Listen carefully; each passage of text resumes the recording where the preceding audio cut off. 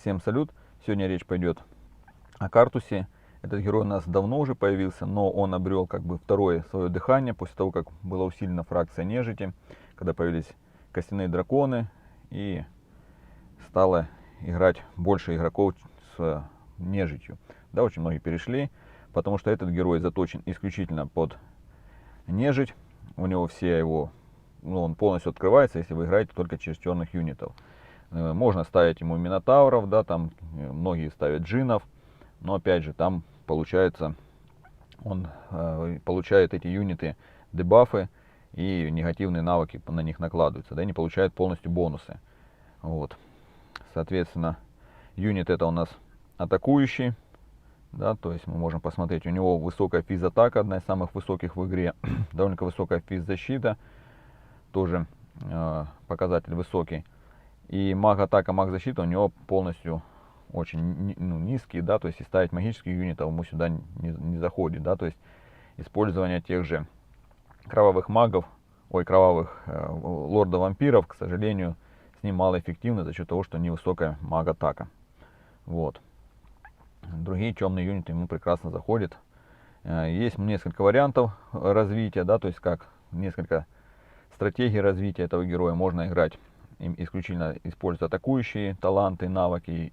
Можно играть, используя ульту. Ну, сейчас мы это все разберем. Ну, навыки у него, здесь ничего сложного нету. Первый навык, он дает возможность, повышает, это такой баф-дебаф, увеличивает атаку своим юнитам, понижает атаку вражеским. И точно так же мораль может увеличить до 11 пунктов себе и снизить сопернику. Если у соперника есть сопротивление, то, соответственно, он может защититься от этого навыка. Второй у нас просто наносит урон по площади. При этом, опять же, первый и второй навык, если у вас будут в составе юниты не черные, не темной фракции, соответственно, там эльфы или другие, они будут получать точно такие же дебафы. Соответственно, и если будет он наносить урон вторым навыком, ваши юниты будут получать урон. И точно так же будет снижаться у них атака, они не будут получать бонус от атаки, а если на них пройдет, то срежет им атаку и мораль может срезать. Поэтому вот тот момент, когда негативно сказывается использование минотавров, ну, часто применяют их, пытаются применить, но максимальные эффекты я в этом не вижу. Но тут каждый решает сам для себя. Также третий навык, он наносит 3 раза урон случайным юнитам. Урон у него, вот, множитель урона, коэффициент урона у него самый высокий в игре, да, то есть это самый большой урон, который можно нанести, используя ульту. Соответственно, это позволяет нам применять ее как основное оружие, да, то есть при выборе талантов. И последний у нас навык, он дополнительно усиливает нашу ульту, если мы ее и воюем против светлых, да, то есть если у нас против нас эльфы, маги, соответственно, дополнительно еще на 28% будет нанесено урона больше. И на самом деле это довольно-таки чувствительно в бою, да, то есть и если вот, например, по костяным драконам наносится 2500 урона, опять же у них, к примеру, из жизни побольше, то по минотаврам и медузам урон будет больше 3000 за счет того, что у них меньше жизни. И в принципе, если вы полностью вкачаете все в ульту, да, чтобы она у вас там максимально была сильная, соответственно, можно с трех скачков таких вырезать 3 стека соперника сразу. То есть и выиграть очень быстро и с минимальными потерями. Но опять же, это все зависит от того, какие таланты вы будете использовать. Талант у него, первый талант у него основной, он дает нам возможность снизить все навыки героев, да, наших соперников на 43%.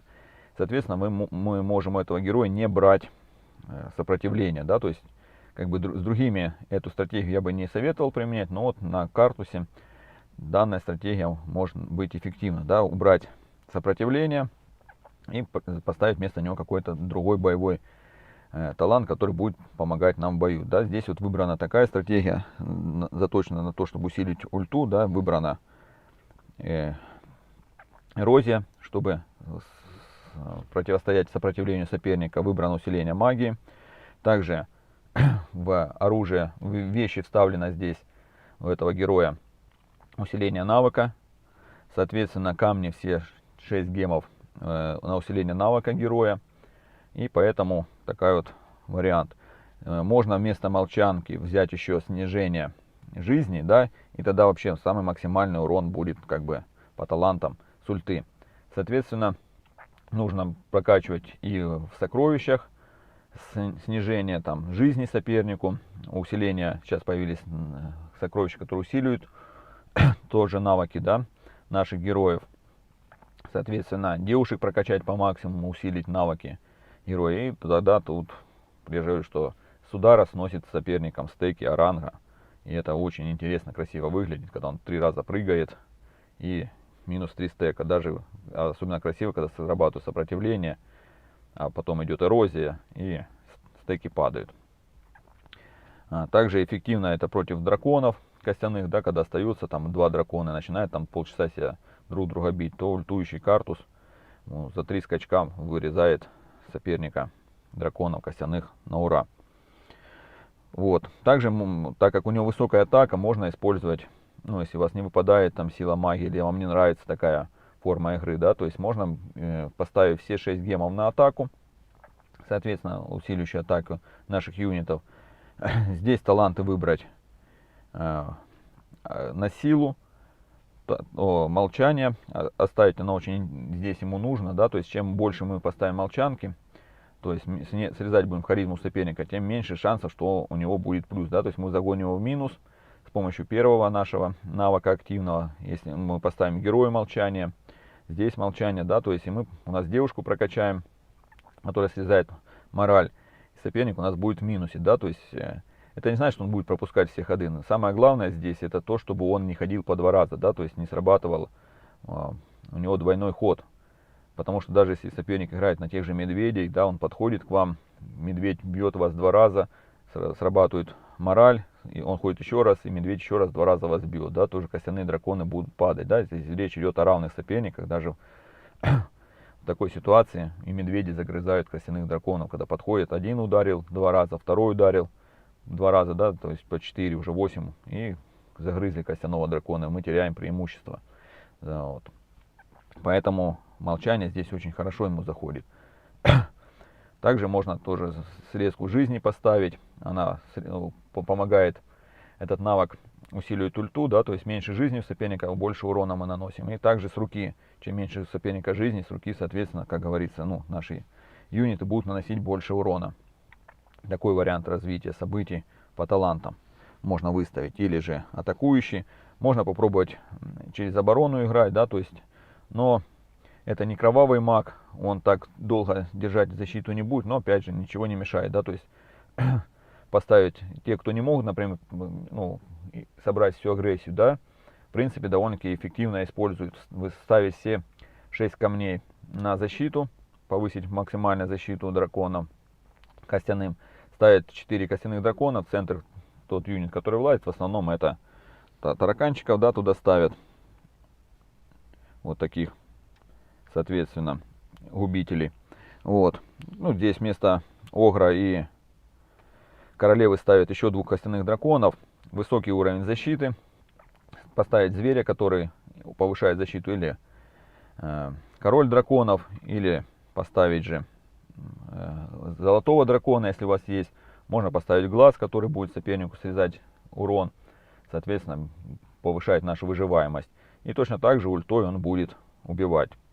Вот. Только тогда вместо силы поставить навык, талант, который снижает силу.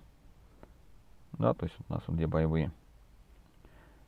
То есть не силу, а вот снижение силы, да, то есть поставить. И соперник будет нам наносить небольшие уроны, не сможет убивать сразу, да, и за счет ульты, за счет молчания вы сможете добиваться больших успехов, да, то есть и побеждать более сильных соперников, именно используя этого героя, используя костяных драконов. Да, на замке там особо не нападаешь, но как бы есть варианты. Да, на замке можно ходить, ставить демонов, 4 стека демонов, и ходить именно 4 стеками демонов будет очень эффективно, тоже даже в таких раскладах. У них тоже много жизни, много брони.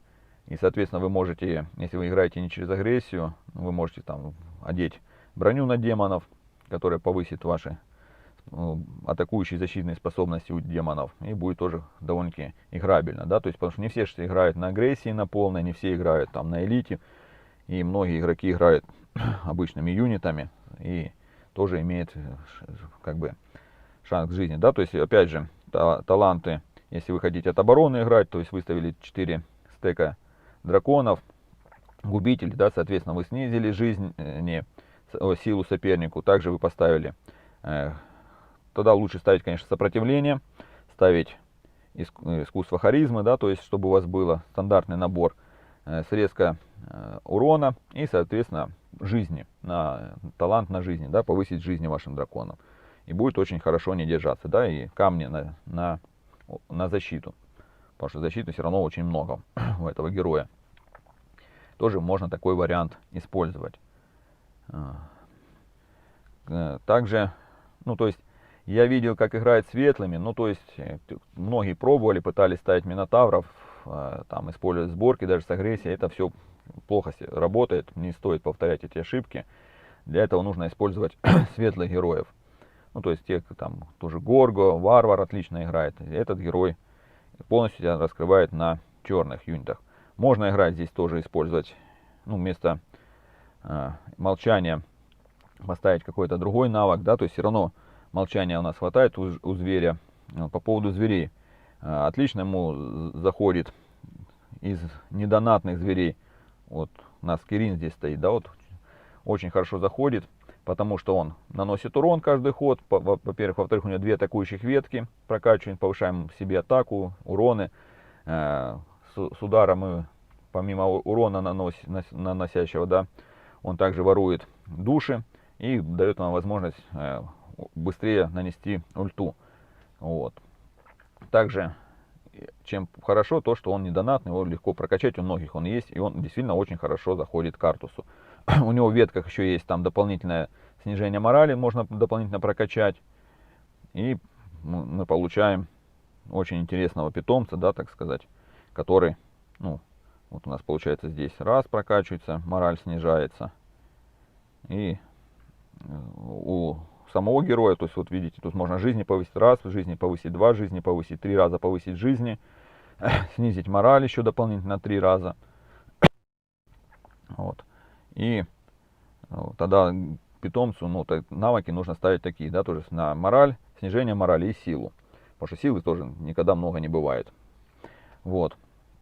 Такой можно также ставить золотого дракона.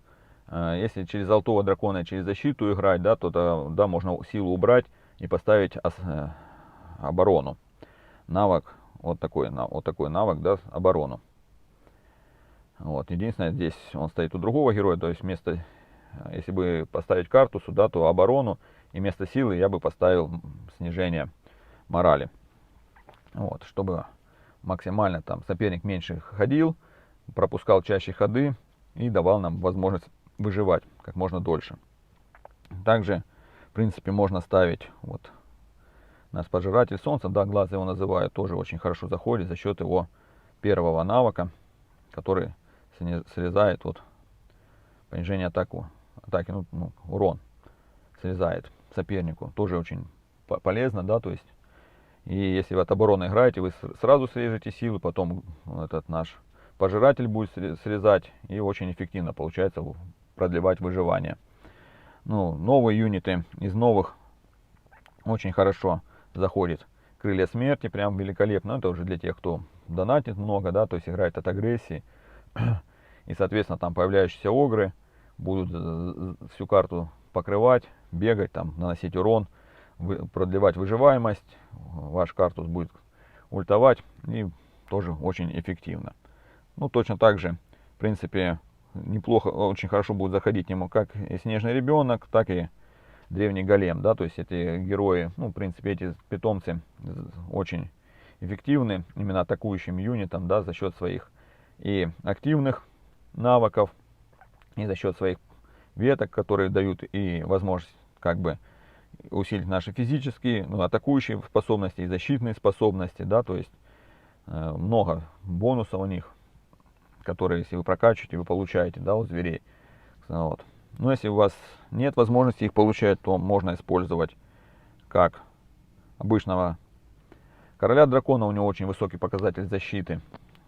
Если у вас есть возможность прокачать золотого дракона, можно использовать кракена, да, то есть он дает, но это опять же, если вы играете кракен не через ульту, а именно выставите атакующие, там все поставите силу, поставите ну, и у кракена силу, и у героя силу выставите, поставите 6 камней дополнительно, ну, то есть на усиление атаки, чтобы наносить максимально большой урон очень быстро, да, кракен как бы это питомец быстрого боя. Поэтому лис, да, то есть же можно использовать лиса. Единственное, что лис, ну, как бы эффективен, если вы воюете против, в основном против вас маги, да, и вам нужно, чтобы ваши юниты доходили. То есть костяные драконы, они долетают, им как бы это не нужно, они там доживут, долетят, добьют, да, то есть лис в этом плане, наверное, менее эффективен будет, чем тот же король драконов за счет того, что он дает, то есть помимо вампиризм, да, который тут не сильно будет нужен, он дает увеличение урона, дает на 16% всем юнитам, а лис будет давать нам урон только 3 на 15 и 3 из, ну, как бы и на 3 хода. Как бы, ну, соответственно, ну, менее эффективный лис. Вот варвар, он хорошо заходит, а картусу я бы не рекомендовал. То есть такие вот советы. Герой очень интересный, да, то есть наблюдать за его боями интересно, анимация неплохая у него прорисована. И им как бы эффективно играть можно не только супер донатерам, да, и простым игрокам с помощью того, что, ну, то есть за счет костяных драконов и грамотного подбора талантов. На этом все. Всем спасибо.